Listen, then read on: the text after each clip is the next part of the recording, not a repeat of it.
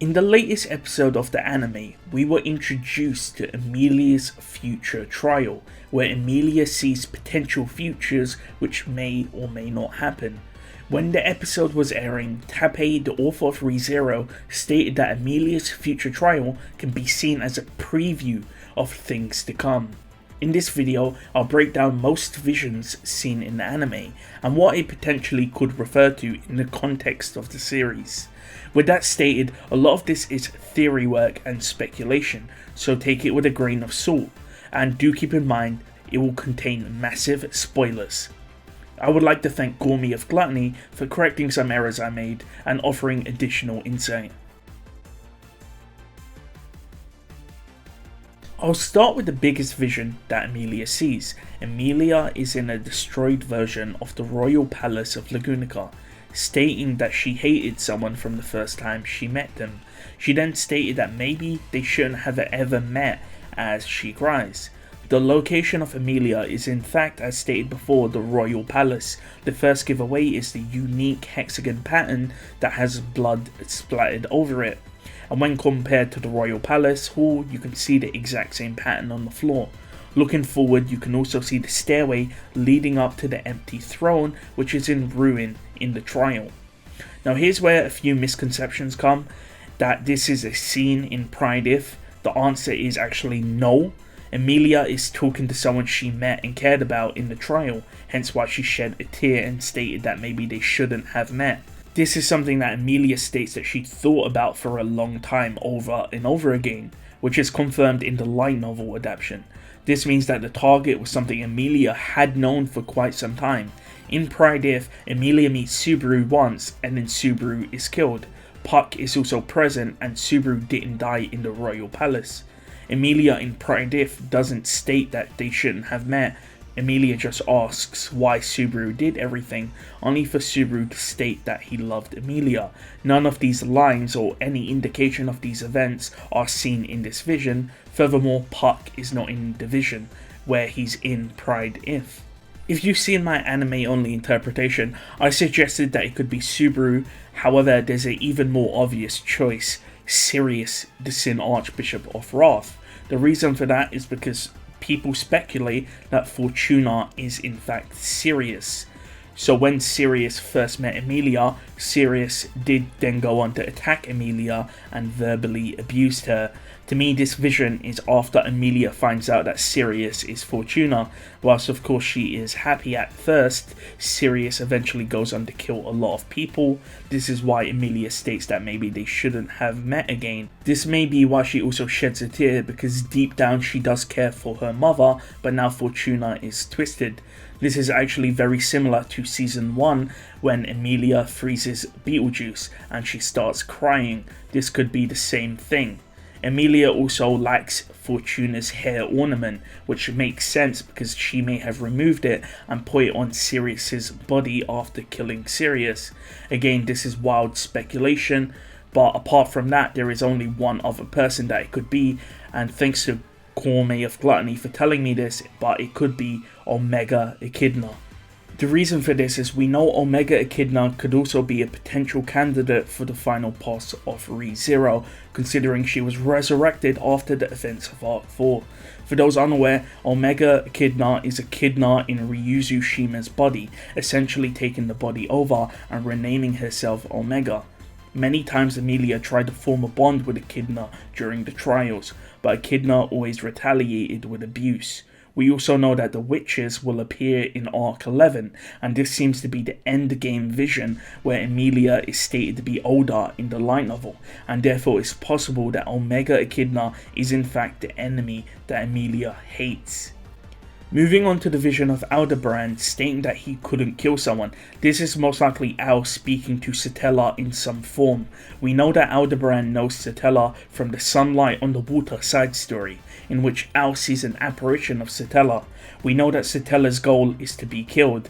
However, in this side story, when Al sees Satella, he immediately goes in for the attack, but then he stops when he realizes that it's Satella. No matter how many times he tries to attack Satella, trying millions and millions of resets, he cannot. He freezes.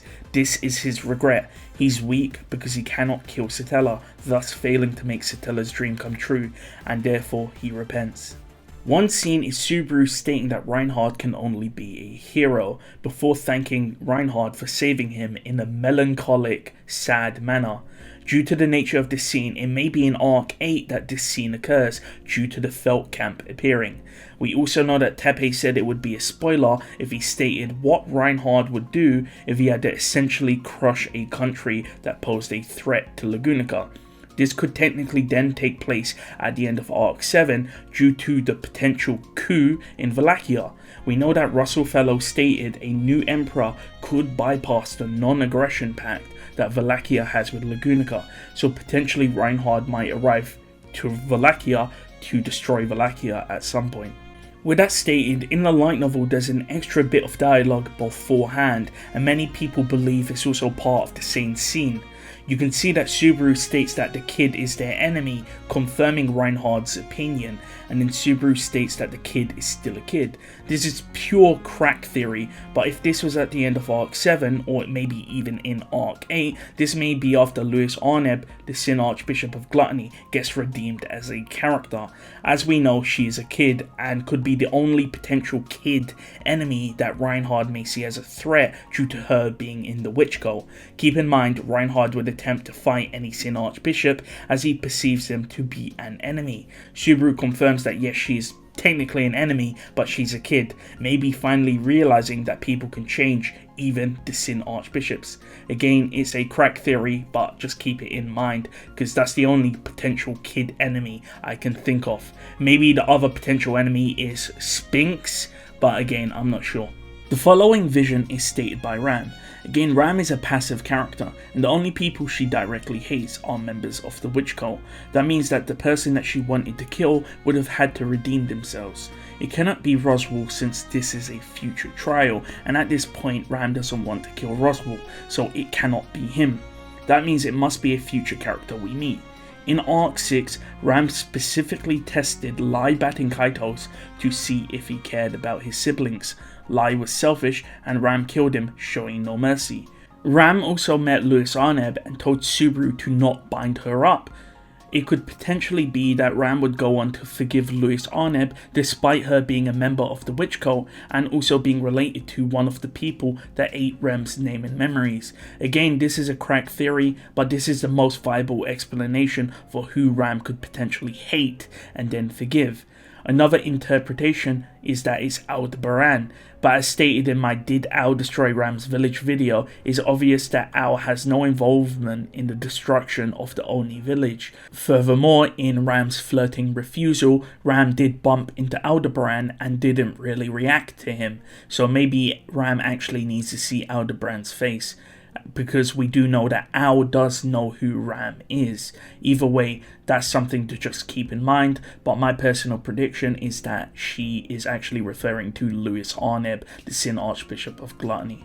The vision with Crusch is self-explanatory. In Arc 5, which will be Season 3 of the ReZero anime, Crusch gets infected with the cursed dragon blood by Capella, the Sin Archbishop of Lust. This is most likely a statement that is made by Crusch as she suffers from the pain of it. However, this hasn't actually appeared during Arc 5 or Arc 6, so it may come later. The vision with Felix is the weirdest. He's trying to affix a soul to a body, which reminds me of immortality experiments. Tappei once stated that Felix was a candidate to be the final boss of the series. I could imagine this outcome happening in a future arc should Crusch get killed. In Arc 9 or Arc 10 for example, Felix is trying to affix her soul to her body, but it keeps failing. The vision containing Rem could potentially be her speaking to Subaru. Currently, Rem and Subaru have a very bad relationship due to Rem's actions of trying to ditch Louis Arneb, the Sin Archbishop of Gluttony. For those unaware, Rem has amnesia and Louis Arneb is mentally a child who no longer has the witch's scent. I could see this as being uttered in Arc 7 as Subaru asks Rem for a favour. Subaru constantly tells Rem to believe in him and to trust him, so I could see her just refute him with this statement in Arc 7. Frederica's vision is interesting as it talks about paying with blood. For those unaware, Frederica will be prominent in Arc 11 of the series. Yes, Frederica will be a main character in the final arc of ReZero. On top of that, she also has special blood as confirmed in the untranslated Golden Sibling side story.